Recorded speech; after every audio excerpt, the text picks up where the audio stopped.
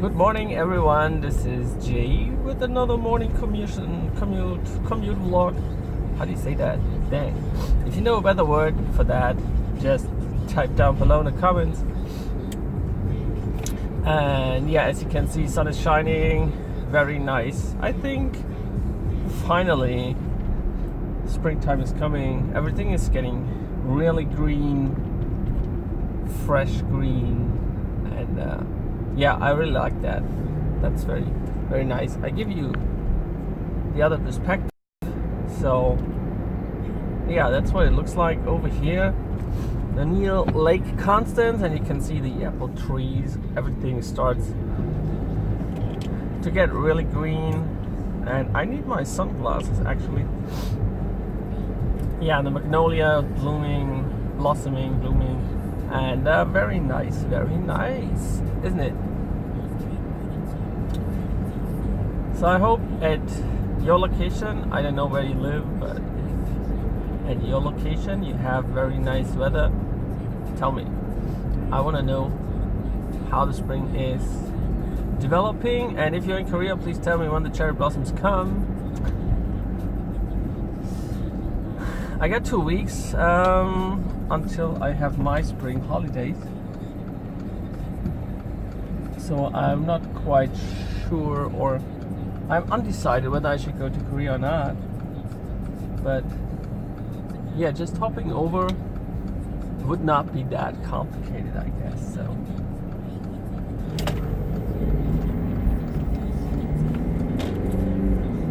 yes, yeah. So I'm still continuing working on my new dental project, and I was having a nice phone call with my marketing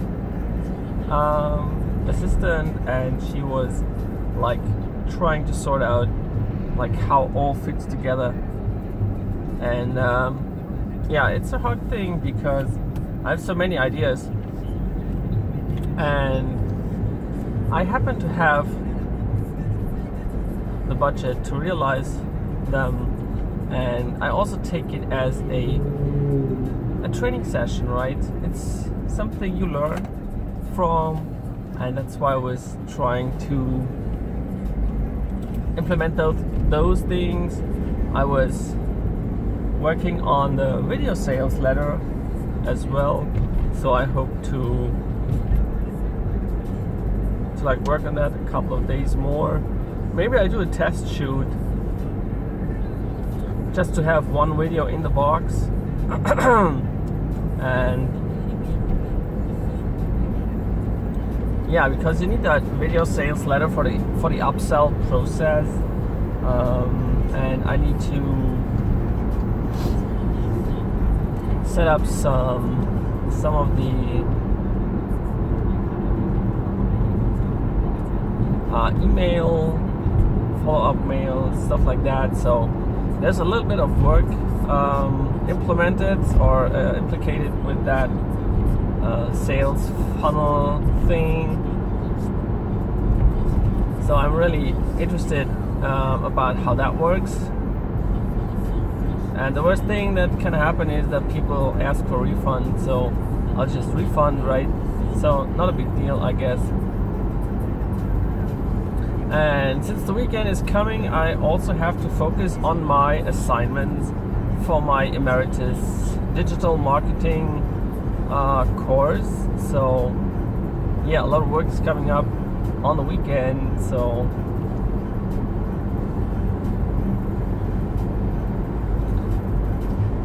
yeah, I'm interested how that will all fit into my schedule, but I think it's not bad to have like a lot of things going on, because that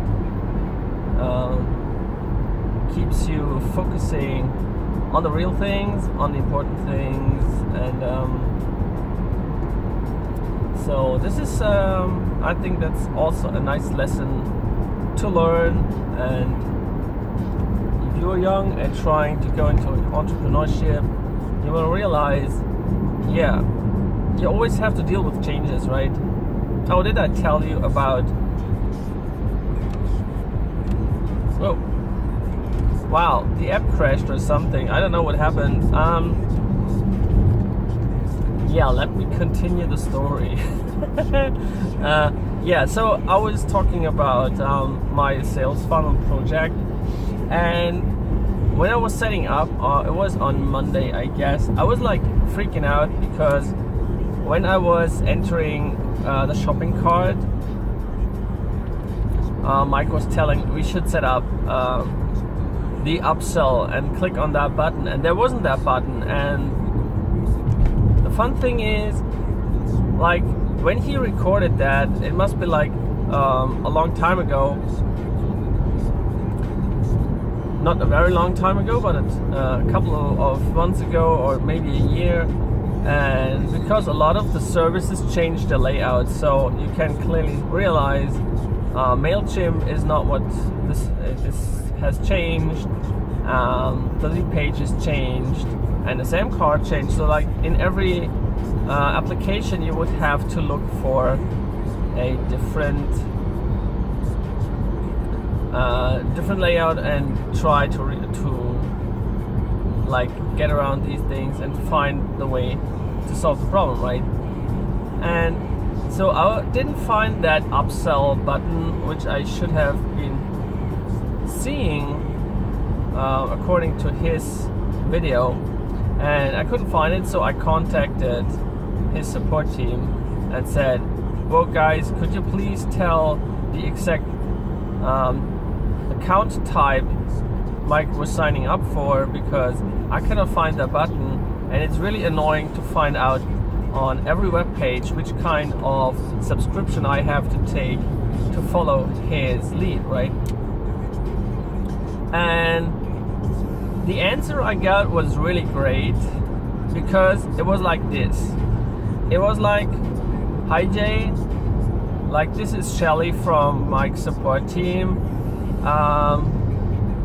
Thank you for your email. I got your request and I was talking to Mike, and that's what he said. And then there comes a quote, right? There comes a quote from Mike. So it was really looking like she went to the next desk and was like, hey Mike, this guy has a problem. What do we do about it? And Mike is answering like my question. So like you get the feeling that actually Mike was talking to me. I don't know whether she did or whether it's a good way of communicating. I figure it's more of the latter, but anyways.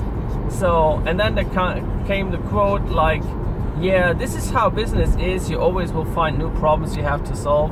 So please don't care too much about it. And don't be pissed, because I realized that myself, and I'm updating the complete course. So you're in course number 1. I'm working on course number 2. So when the course number 2 is available, because you bought course number 1, you will get the free course number 2, of course. So don't worry, I will be updating it. I changed a lot of services, so course number 2 will be more easy and more simple.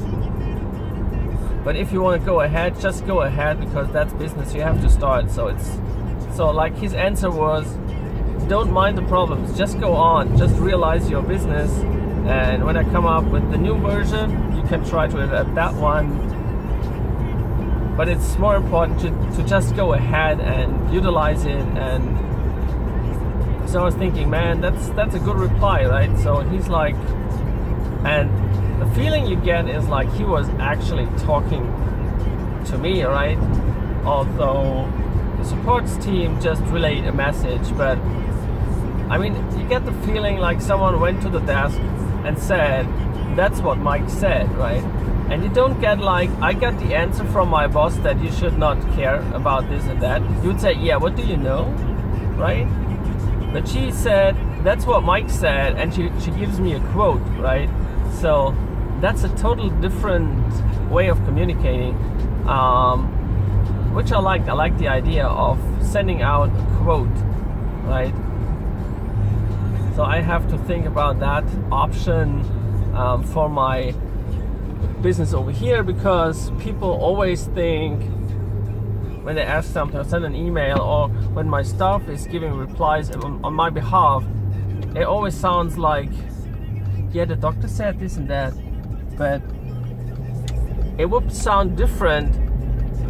It would sound different if my staff would say, the doctor asked me to relay the following message to you, quote, please don't care about this, do that, and we will fix that, and blah blah blah, quote end, right? So if you would relay a message in that way, people would have the feeling, yeah, that's what he actually said, right?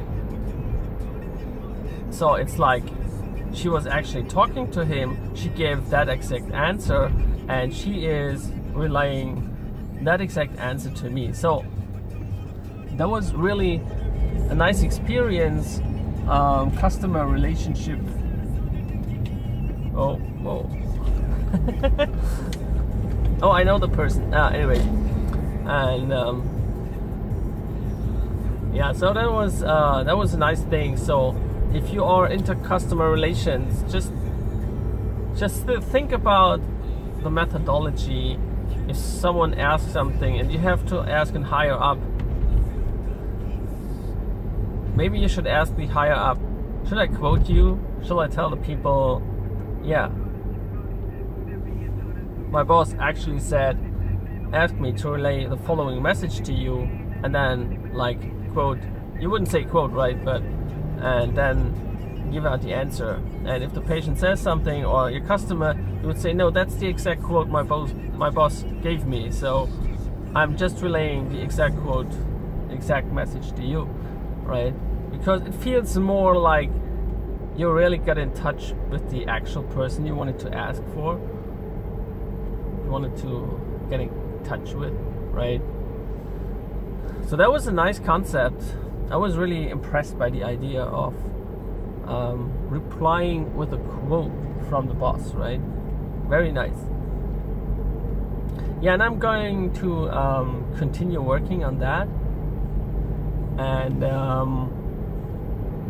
yeah, I'm like very crazy about that. And now that I did do the digital marketing course, there is a Google AdWords simulator, so you buy keywords and stuff like that. So I'm not quite sure about the level of the course actually, because, well, I'm a dentist, so I'm not from the field of marketing, right? But when I see some of these questions that come into the live webinar we had yesterday, I'm sometimes asking myself, do the people who sign up for the course do actually know anything about digital marketing? So some people are asking, where do we do advertisement on?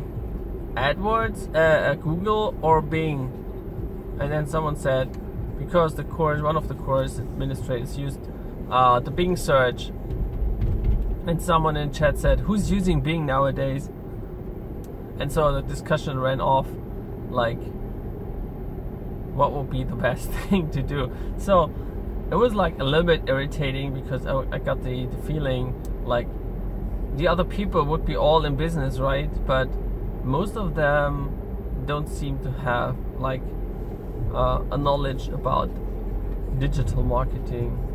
It's like an introduction for them, and for me it's like a systematic approach to get into marketing on a like more like digital, but into the marketing thing. And yeah, oh, there's someone watching. I see an icon. Very nice. Anyways, I'm close to the office, so yeah, nice glasses, right? I think I have to shut down in a short moment. And yeah, did you comment something? No. Anyways, yeah, so that was a funny experience. So and the connection broke down, so I was thinking, man, my streaming is better than theirs. Oh, it was cutting down. Shoot.